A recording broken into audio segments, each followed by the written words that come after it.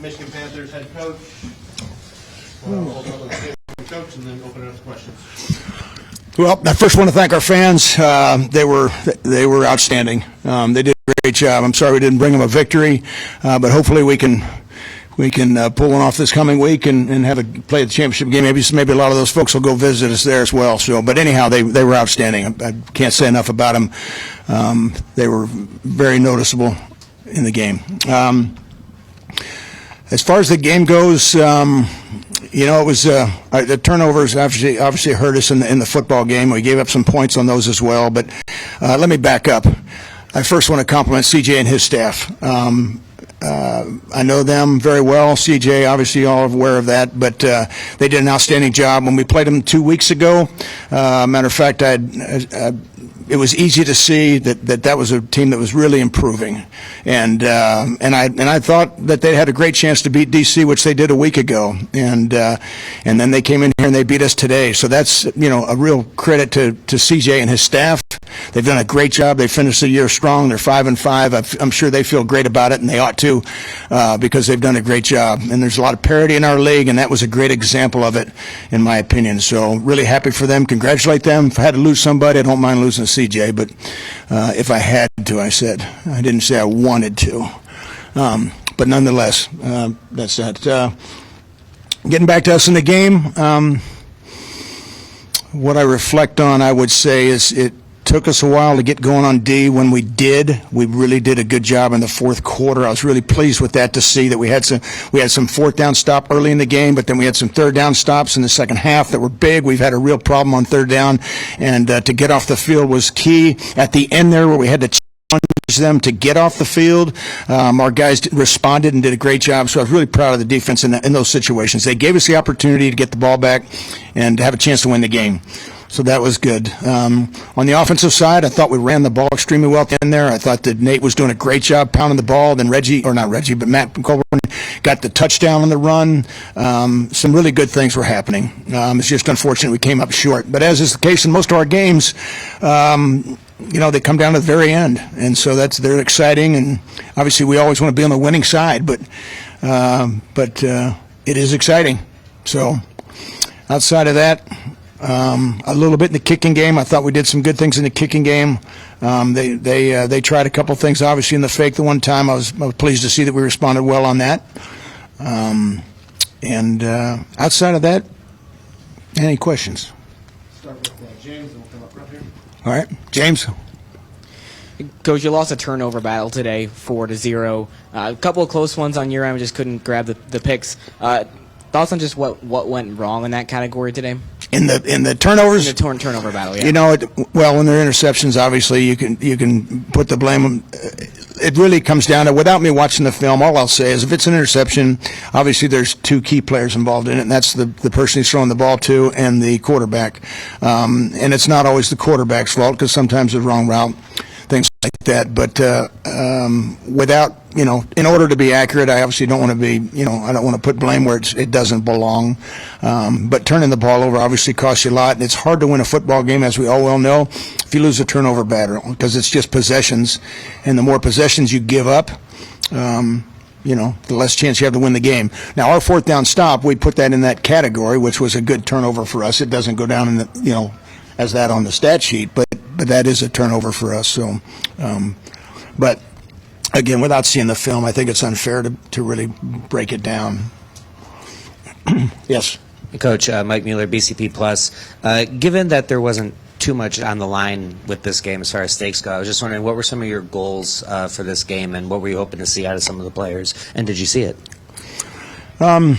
Look, we had the same situation a year ago as we did this year. We clinched the playoff spot a couple weeks early, and we talked a lot about what we play for, why we play, and things like that. Because once you do clinch that berth, because that's one of the things you play for, there's other things you play for as well. And I thought we, like I said, I thought we competed well today.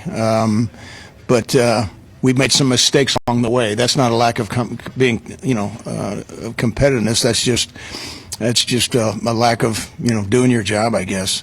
But I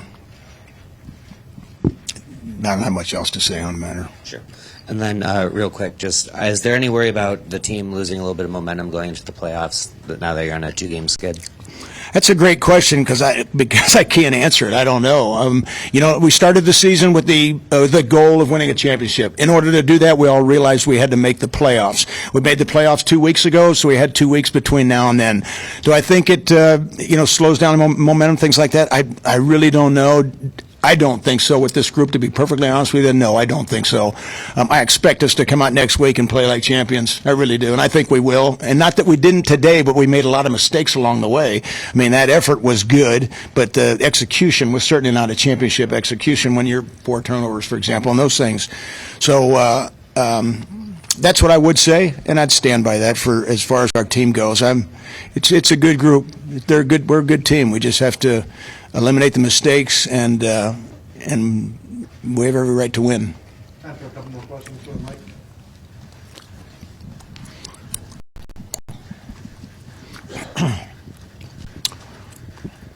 Hey, Coach. Mike Hey, Mike. Palco from the Bottom Line Podcast. With the game coming up, too, obviously we know what's at stake. Has the clock of it hit zero to reset, focus on Birmingham, or how much time for this game do you go back and watch the film and make corrections, or is this week going to be right from now till championship kickoff, focus on Birmingham? Everyone will probably watch the film, players and coaches alike. We won't meet on this game. We'll go right into Birmingham because that's what's left. And like I said, we've accomplished our goal for the season. It's to play Birmingham. It's not to whatever was in the past was in the past.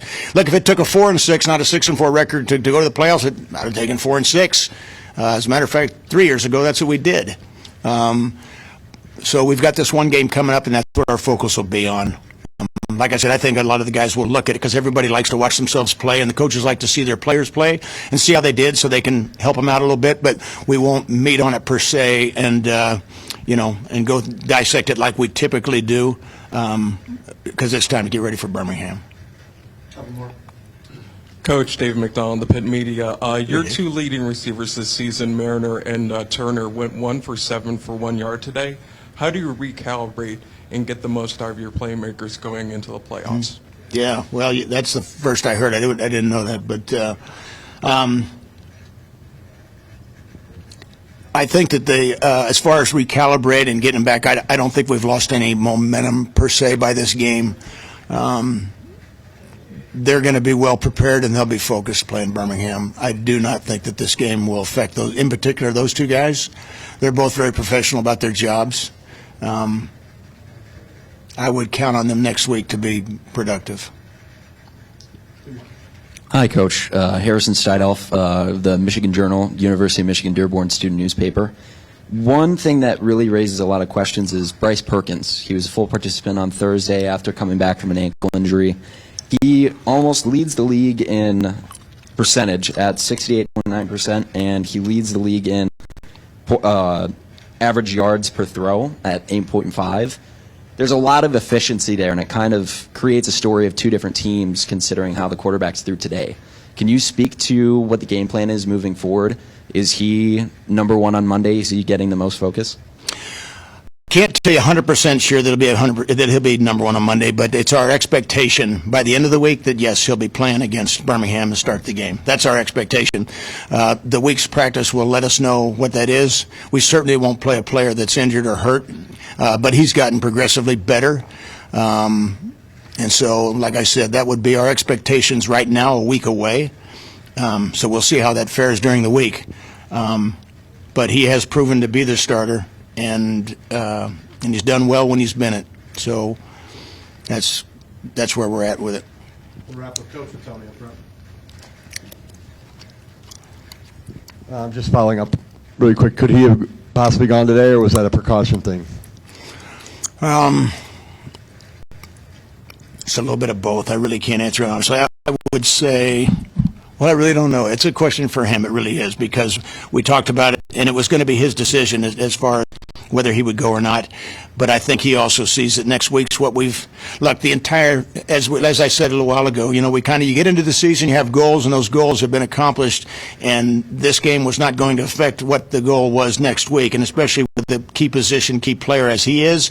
The smart thing today was to do what we did, because it wouldn't have made any difference for next week's game, which is why they're all playing, because they wanted that additional game they got. And then obviously, so we'll do everything we can that Bryce is the guy this week. Like I said, that's our expectation currently. And then lastly, 16,000 fans today. Yeah. Biggest crowd, I think, even going back to the UFL days.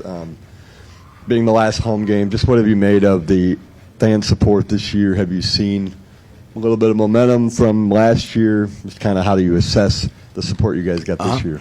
I thought we really did. I thought it did progress during the season. Naturally, we were playing well, and so obviously the fans, were into that as well. Unfortunate today that we lost, obviously, but I think it's the combination of them coming out and also seeing a good product. But they have progressively gotten better all through the year. There's no question. I even saw it each week. And then today when I went out there, it was noticeable. I was really curious what it was, when I was on the field kind of looking, because usually it's one side, like our side has most of the people. The other side is kind of sparse. But it looked pretty good. So, but I think I shouldn't say I think, but I'm hopeful going forward that that's what continues. But I also know that part of it has to do with us continuing to be a good football team and perform well as well. I think we were 3-2 at home. We lost our first home game this season. We won the 3 in the middle. We'd love to be a team that's 5-0 at home on a 10-game schedule, and that's certainly our goal all the time. This game was a little bit different because the situation, but nonetheless. It was great to have them out there. Like I said, I think they gave our guys a lot of juice, and it was good. Thanks, Coach. We're all good? Okay. Thank you, guys. Appreciate it. Rocky, this was your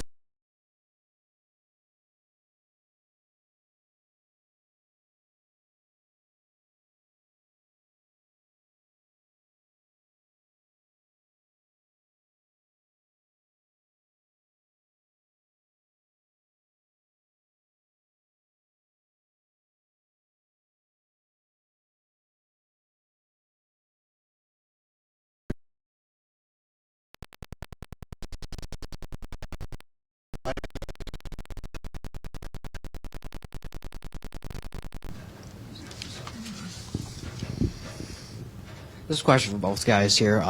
Mike Palka from the Bottom Line podcast. So, with this game, a division rival, I wouldn't say rival, but you guys know each other so well in a game where you guys know what's at stake for next week. How do you go about this game, and how quickly is it already behind you? Looking ahead to Birmingham, what do you tell the guys in the locker room when you guys know your goal is next week against the Stallions? Yeah, I usually say, and most locker rooms usually say, loss or win, it's 24-hour rule. You got 24 hours to either sulk in it or 24 hours to, excel in that victory. But once those 24 hours are up, and really it's not even 24, it's more like 12. As soon as that film is done and you watch the film, you're on to the next opponent, whether that be looking forward to studying and seeing what the next opponent does, or just looking back on the game and just trying to correct those mistakes that you had in the game and build on those highs in the game. So it's really 12-hour rule. So as soon as we get back to Texas and we're able to put that film behind us, we're on to Birmingham. James, and then we'll come up. Kedrick, you led the team in tackles today. You stepped into a starting position. Could you kind of talk about your growth this season, especially with all the defensive guys going down? Yeah, I would say coming into the year it was my goal to win the starting position, and that's something I was able to do. I'm super thankful for that. I'm thankful that I was blessed with the physical abilities and the mental fortitude and the work ethic to work this whole offseason, knowing that was my goal, to be able to come in here and achieve that. I would say my personal growth has been pretty good for me. I would think, I've always been able to be in the box and be a good tackler. This is only my 5th year playing defensive back. I played outside linebacker my whole career up until my sophomore year of college, so I'm still being able to learn the ins and outs of being a defensive back and still master that craft. So tackling is something that's not new to me, so I'm really looking forward to improving the passing game and get some takeaways.